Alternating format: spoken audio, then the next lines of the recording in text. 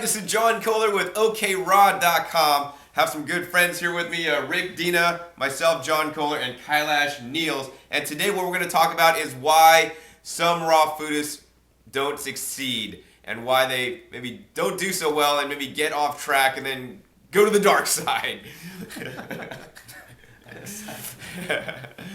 But anyways, you can eat raw and be vegan and be successful. So first, let's go to Kailash.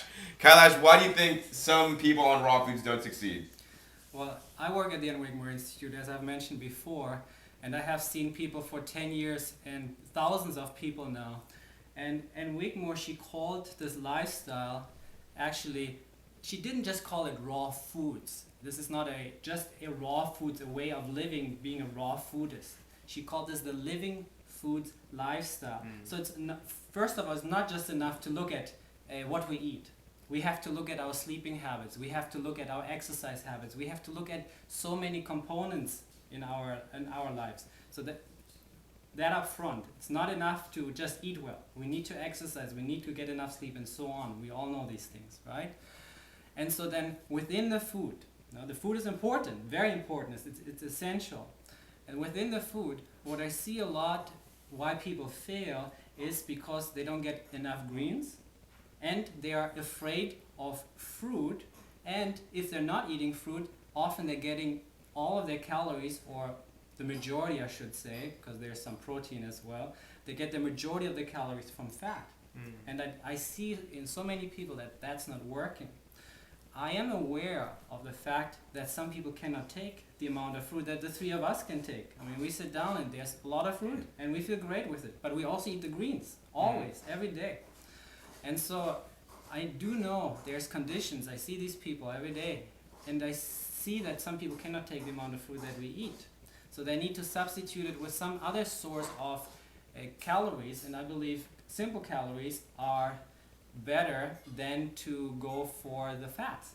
So at the Ann Wigmore Institute, in order to get enough calories, if you cut out the fruit, to still get the calories, from the simple carbohydrates, we recommend that people eat sprouts. And we focus a lot on the sprouted grains, quinoa, millet, amaranth, teff, and so on, and the gluten-free sprouted grains for the people who cannot eat the amount of fruit that we enjoy, and many people can enjoy eating. So ideally, we eat fruit. I believe fruit is wonderful food for all of us. If not, go for the grains, the sprouted grains, sprouted, I really want to emphasize this, and eat lots and lots of greens. Lots and lots of greens. Most people I see who fail with this don't get enough greens. So those are really the main things that I'm seeing. Not enough greens, not enough fruit, or not enough calories. So the calories or the calories come from fat, and that can be a problem. All right, Kailash, great. So I'll go next. Why do I think people don't succeed on the raw foods diet? Well, number one, I think some of the raw food teachers out there don't actually teach the healthiest way to eat raw foods. Like if you pick up a raw food recipe book and you eat out of those recipe books day in and day out, you're probably going to fail. Most of those recipe books aren't super healthy. And the other thing is, it just takes too much time, and people just don't want to put in the time, spend a day or a half a day to make one meal, in the dehydrator and things. We eat majority of the food fresh, so we're not eating that much dehydrated food, if any at all. So eat fresh. Fresh is best. This is what I like to say. Just like Kailash said, I'd like to say, a lot of people I see eat way too much fat in their diets. Another problem is not enough calories or too many calories. So when you start eating concentrated foods and non-water-rich foods such as packaged foods, and that's another reason why I think people don't do so well. There's many people, raw foods, teachers and people selling you packaged products. And while it may be raw, I still don't think it's healthy, and we should be eating water-rich foods. We are, after all, 70 to 75% water. And if we're not eating that high of water content foods, it's going to dehydrate us, and it's not going to be that healthy for us. Another problem I see a lot is people are just too dogmatic. They have to have like that all or nothing, thing going on, and they're just too strict.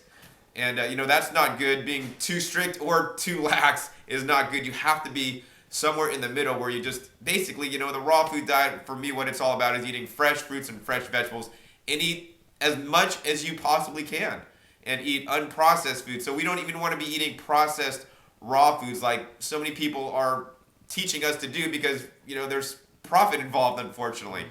So that's not too good either. So those would probably be some of the things. Also, like Kailash said, besides raw foods, the food that we eat is only one aspect of our health. There's emotional health, physical health, mental health, getting enough sleep, getting enough water if you're not eating enough, water-rich foods, really important.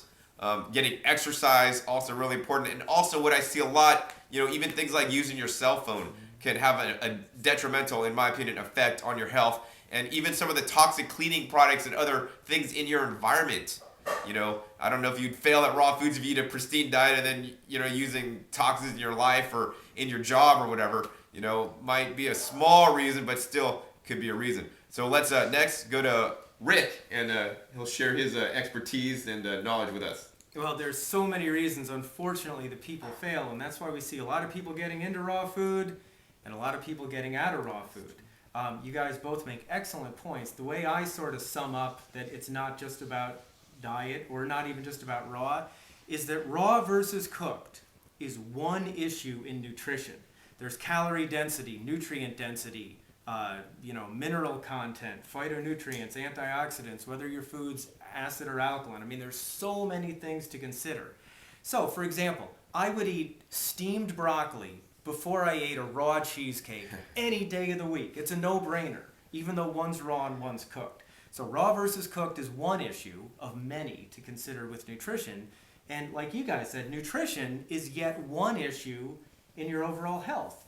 Like I used to ask people when I was new to raw food, we'd have these fun debates like, okay, let's say you could be 100% raw and eat perfectly, but you had to be sedentary, or you could be 50% raw and 50% cooked, but it could be healthy, clean cooked food, steamed vegetables, brown rice, that type of thing, but you could exercise all you want. And most people I know said, given the choice, it's a no-brainer. They'd eat 50-50 and they'd exercise. Now, if you said all cooked and you could exercise, or all raw and sedentary, that'd be a tougher debate, I'm not sure. But the point is, there's many, many issues to consider. It's not just about what your diet is. John, you made such an excellent point where people get so dogmatic and so strict about things. So from a scientific point of view, like I think I mentioned earlier, my wife and I teach a series of classes called The Science of Raw Food Nutrition with the Living Light Institute. And we've actually got a really extensive 100-hour curriculum at this point, a series of 5 classes. So we love science. We're always reading the peer-reviewed literature. One of the things that comes from that is there's 2 studies out there now showing that a raw vegan diet can help people recover from fibromyalgia. And one of those studies was actually done by Hallelujah Acres. And their diet is all vegan, largely but not exclusively raw. They use a little bit of brown rice, for example, in the evening, but it's about 90% raw. They did an excellent study showing that approximately 2/3 of the people that went on their program largely dramatically recovered from their fibromyalgia symptoms, and they maintained that benefit for a long time.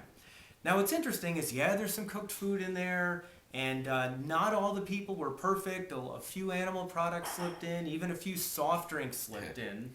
But what was nice about their program is most of the food is available at your local grocery store. It's things people are familiar with. It's doable for people. And they can keep it up over the long term. So that was great. Now there was another study done in Finland showing that people who went on a pretty strict living food diet also dramatically improved their fibromyalgia symptoms. And it was amazing, because typically fibromyalgia is learn to live with it, we can manage it, there is no cure.